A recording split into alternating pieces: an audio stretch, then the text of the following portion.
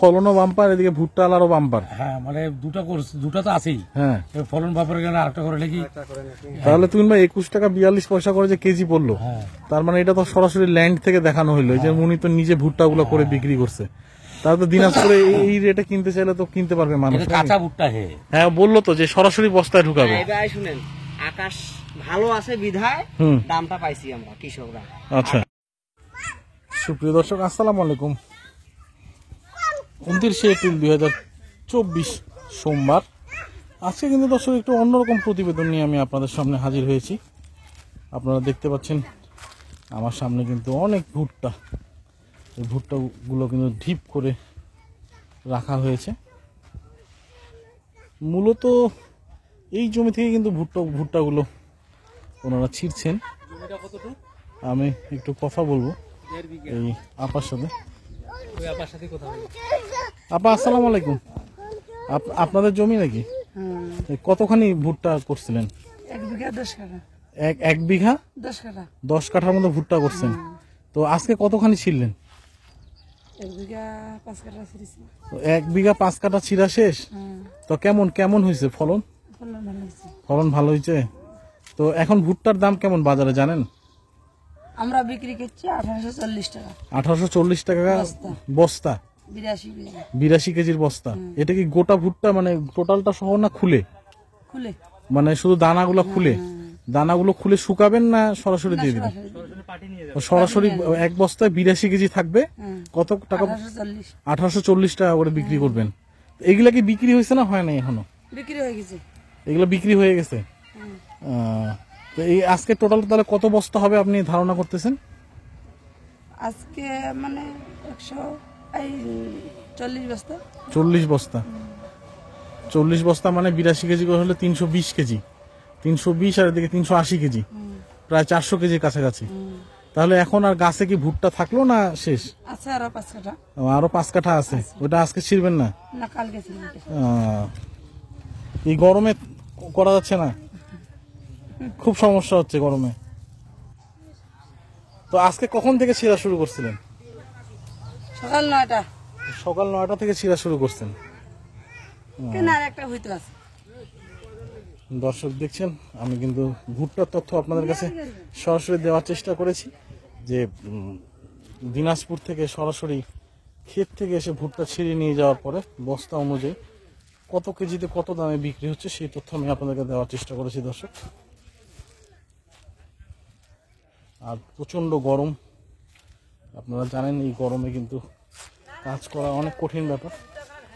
তারপর ওনারা কিন্তু বেশ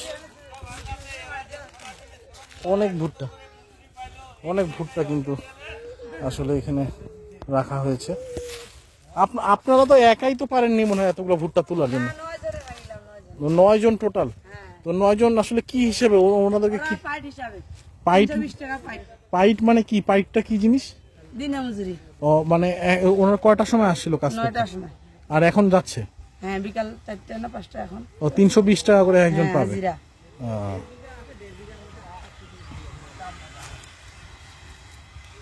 দর্শক এটা কিন্তু তুহিন ভাইয়ের কিন্তু ঘাসের খামারের পাশেই কিন্তু।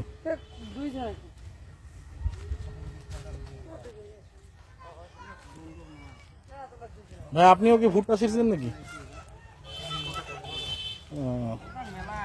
দর্শক দেখতে পাচ্ছেন গরমে কিন্তু না জেহাল অবস্থা।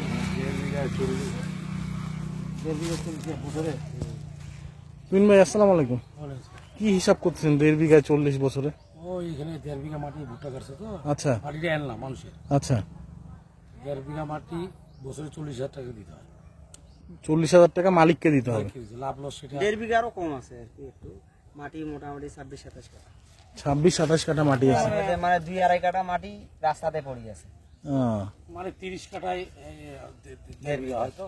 আচ্ছা, আমাদের 3-4 কাঠা কম আছে। 26-27 কাঠা হয়।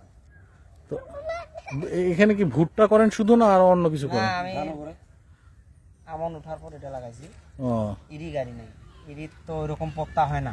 আচ্ছা, গতবার সরিষা লাগাইছিলাম তো, সরিষা উঠাইয়া ইরি লাগাইছিলাম। ইলি মোটামুটি 55,000 টাকার ধান বেচেছিলাম। আচ্ছা, আর সরিষা বেচেছি 20,000 টাকা। এই 75,000। হ্যাঁ, আর ভুট্টাটায় ওটা 2 ফসল, আচ্ছা আর ভুট্টাটায় এক ফসলে ইনশাল্লাহ 80-90-1 লাখ হয়ে যাবে। হয়ে যায়।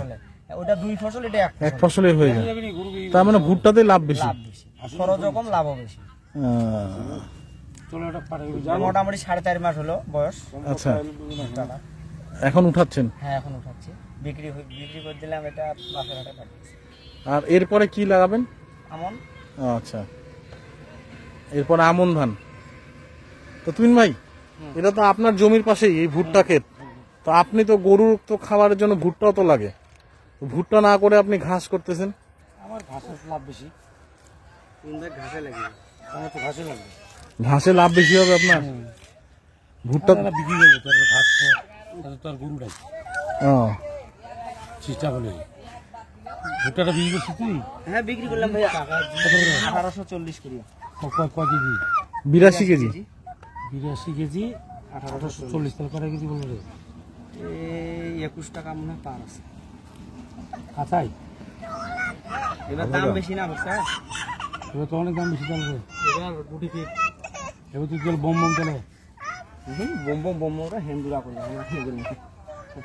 তাও তোর কথা বি তুই বিয়া ফি পাঠা করছিস একটাই? দুইটা দেখি এবার তো ফলন হবার কারণে। হ্যাঁ, ওই জন্য 2টা বউ। ফলন হবার কারণে কি 3টা মারি দিবি? যাক, তার তো একদিকে ফলনও বাম্পার, এদিকে ভুট্টা আলারও বাম্পার। হ্যাঁ মানে দুটা তো আছেই। হ্যাঁ, এবার ফলন বাপার গেলে আরেকটা করে নাকি।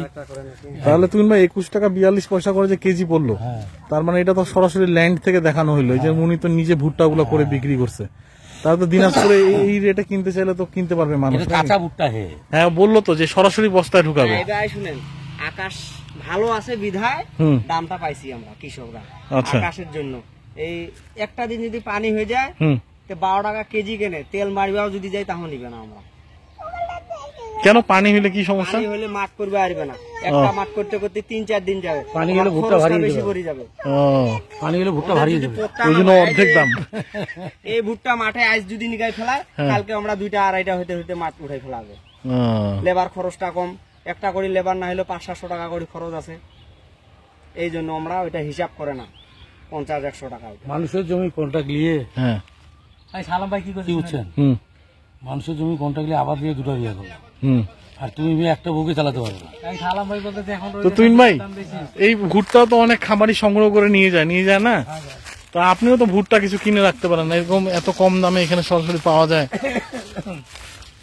তুমি কি চাচ্ছ যে বউটা আছে সেটা বলাও? কেন বউ কেন পালাবে? ভুট্টা কেনা সময় দিতে পারি না, আবার আরো ছোটা বুদ্ধি দিচ্ছ তুমি। দর্শক, তার পাশাপাশি কিন্তু আমি আপনাদেরকে দেখাচ্ছি যে তুহিন ভাইয়ের এই জমিতে, ঘাসের জমিতে কিন্তু যে পরিমাণ ঘাস ছিল মোটামুটি সবই কাটা হয়ে গেছে। আরো ওই পাশ থেকে কিন্তু দেখতে পাচ্ছেন যে আরো বড় হচ্ছে, আর এই পাশে কিন্তু এই যে লাস্ট এইটুকু কিন্তু কাটা হয়নি, এটা 2-1 দিনে কেটে ফেলবে। আর এই জমি থেকে আমি সরাসরি ভুট্টাটা ওখান থেকে দেখাচ্ছিলাম আপনাদেরকে। তো সুস্থ থাকবেন, ভালো থাকবেন দর্শক, আজকে এই পর্যন্তই। সকলের জন্য অনেক অনেক শুভকামনা।